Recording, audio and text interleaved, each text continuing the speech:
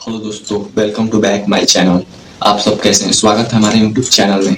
आज हम एक ऐसी महिला की बात करने वाले हैं जिसे सिर्फ ताने और गोबर, यहाँ तक कि गालियाँ तक दिए गए। उस महिला ने न केवल समाज के खिलाफ बल्कि विधवा महिला, जाति विवाद जैसे और भी कई बुराइयों के खिलाफ लड़ी, लेकिन उनको कभी भी फूल नहीं बल्कि गालियाँ और ताने ही मिलते रहे।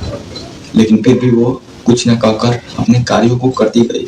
कल्पना करिए दोस्तों कि आज हमारे स्कूल में जब सर और मैम दोनों देखे जाते हैं तो वो किसकी बदौलत? इनकी ही बदौलत, सावित्रीबाई फुले, जिन्हें आज हम शिक्षा की देवी मानते हैं। कुछ लोग तो ये नहीं जानते होंगे कि इन्होंने आखिर समाज के लिए किया ही किया है। कुछ लोग तो ऐसे ही वीडियो देखकर चले जाएंगे, लेकिन उनको तो कोई फर्क नहीं पड़ेगा, क्योंकि भाई इस महिला ने ऐसे ऐसे काम किए हैं जिन्हें लोग भी देखकर हैरान हो जाते थे। ये अकेले ही पूरे समाज से लड़ गई। जरा सोचिए, आज हमारे स्कूल में जो मैम दिखती हैं, जरा सोचो अगर सिर्फ सर ही दिखते तो कैसा लगता। हमारे स्कूल में सर ही सिर्फ दिखते, ये मैम कहाँ से आई? क्या आपने कभी सोचा है आखिर मैम कहाँ से आई? ये किसकी बदौलत?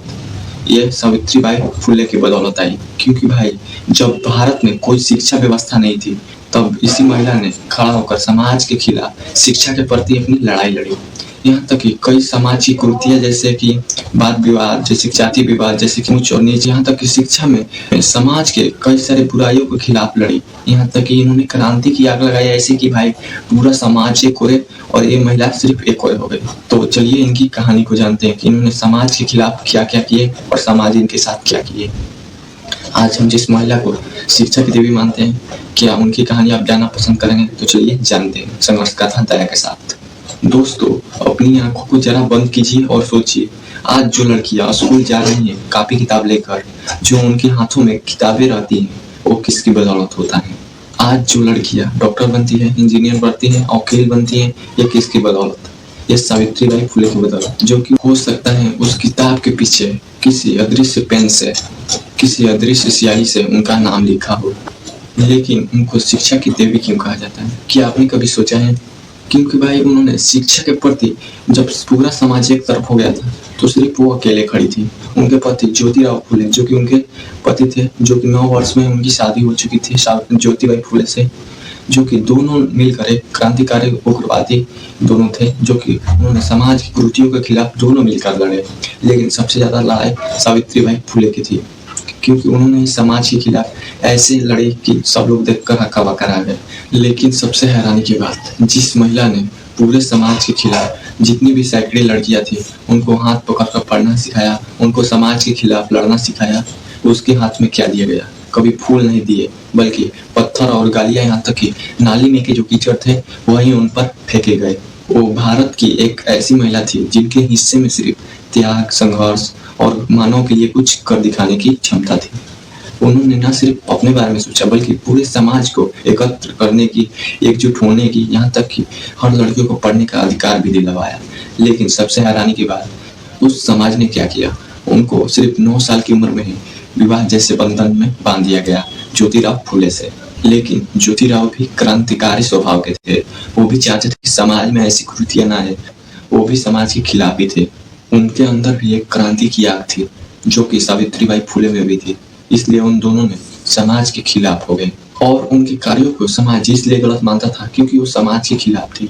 उनको लगता था कि जो समाज का नियम है वो बिल्कुल गलत है। लड़कियों को पढ़ना क्यों नहीं दिया चाहिए? क्या लड़कियां चूल्हे चौके करने के लिए नहीं बनी है?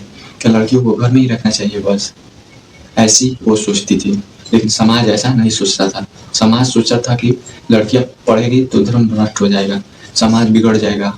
समाज कहता था कि लड़कियों को पढ़ाना पाप है, लड़कियां पढ़ेंगी तो पूरा समाज बिगड़ जाएगा। सावित्रीबाई जानती थी कि अगर ऐसा चला तो आगे चलकर लड़कियों को कुछ समझा ही नहीं जाएगा, लड़कियां सिर्फ घर के अंदर ही रह जाएगी, उनको कभी बाहर निकलने या फिर कुछ करने की इजाजत ही नहीं मिलेगी। सिर्फ उनको चूल्हा चौका या फिर घर के छोटे मोटे काम करने के लिए ही बना दिया जाएगा। इसलिए उन्होंने ऐसा किया कि समाज के खिलाफ हो गई और पूरे समाज के कुरीतियों को और बुराइयों को खिलाफ खड़ी हो गई।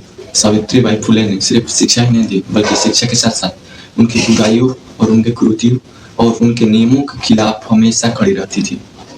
वो महिला हमेशा महिलाओं की शिक्षा और उनके आर्थिक सुरक्षा, महिलाओं की आर्थिक स्थिति और जातिवाद, ऊंच नीच, महिला अभिशाप, जाति प्रथा, महिलाओं को सही राह और महिला सुरक्षा और लड़कियों की शिक्षा और महिला सम्मान के लिए हमेशा अपना जीवन समर्पित कर देती थी। और लड़कियों की शिक्षा और महिला सम्मान के लिए अपना जीवन तक समर्पित कर देती थी। इस महिला ने उन जंजीरों को तोड़ा जिसमें लिखा था कि औरतों को पढ़ाना पाप है, औरतों को पढ़ाना अभिशाप है।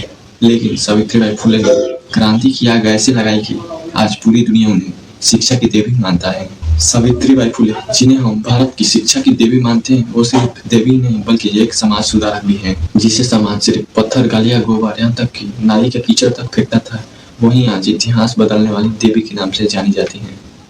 तो चलिए जानते हैं इनके बारे में। सावित्रीबाई का संघर्ष भरा जीवन और शिक्षा के प्रति लगाव और उनके जीवन में कई सारी घटित स्थितियों को हम विस्तार से जानेंगे कि उनका संघर्ष भरा जीवन कैसा गया।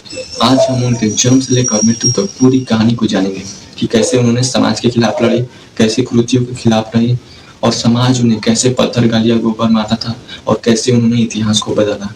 तो चलिए जानते हैं संघर्ष गाथा दया के साथ, जो कि आप इस वीडियो में बने रहना।